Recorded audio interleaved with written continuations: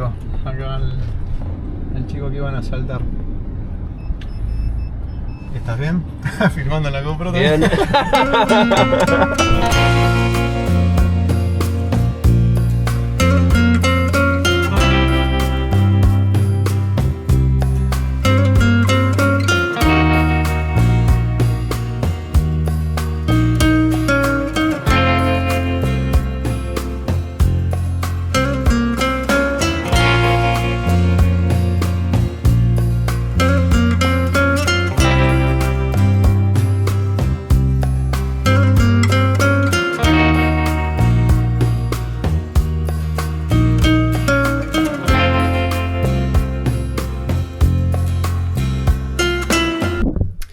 There's a lot of information about self-help out there, but one of the most useful changes in my life mentally has been moving from a mindset of fear about things to a mindset of confidence.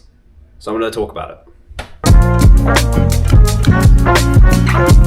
The problem with a mindset of fear is that it changes your thoughts and your actions. Instead of playing the offense in life that's required to make progress, you're on the defense.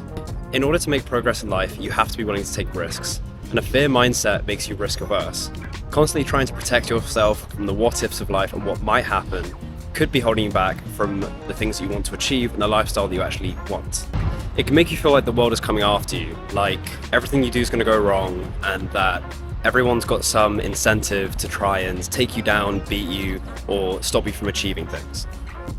It creates that feeling when you just want to lie in bed, do nothing, and give up on life. So, how do we move from a mindset of fear to a mindset of confidence? That feeling where you can take on anything, you're motivated, you're happy to wake up in the morning. How do we get to this point where we're in a flow state for the things that we want and the things that we have to do to achieve our goals? There are two approaches that come to mind. Number one, building evidence. This is something that's been popularized by people like Alex Hormozy and Chris Williamson, but it's a really good point. Simply put, you've got to push through that initial discomfort to get through that first task, that first thing that you said you were going to do.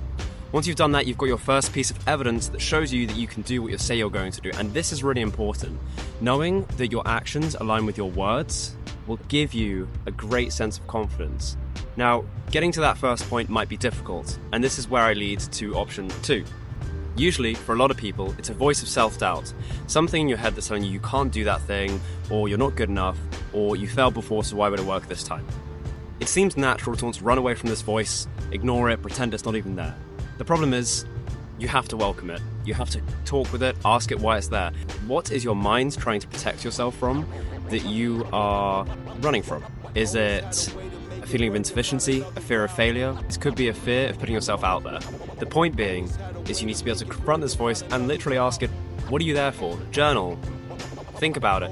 You've got to sit there and ask what it's there for. Why have you got this negative self-doubt in your mind just playing over and over again, tormenting you?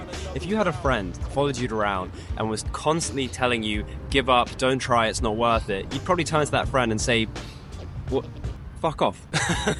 You probably would, okay? When it comes to our own voices in our own heads, we usually don't even turn around. We don't even, confront this voice that's telling you all of these negative things.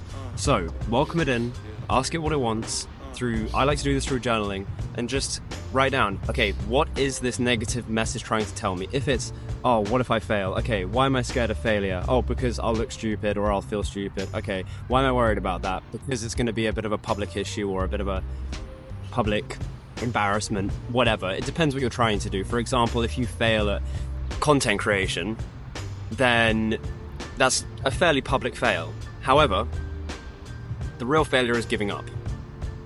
But this is the thought process you have to go through to really understand why that voice is there. So, in conclusion, you've got your two options. Confront the voice that's telling you can't do it and that you're not good enough. Ask it why it's there. Your solution, building that evidence so that you've got more and more reasons to know that what you say you're going to do and what you actually do line up. It gives you real confidence, it gives you momentum to go forward. And if you ever fall off, you ever have a slip up, the important thing is to keep going. And you got to tell yourself that. You got to say, no matter what, I just got to keep trying. Because again, the real failure is giving up, and the real success is going until you win.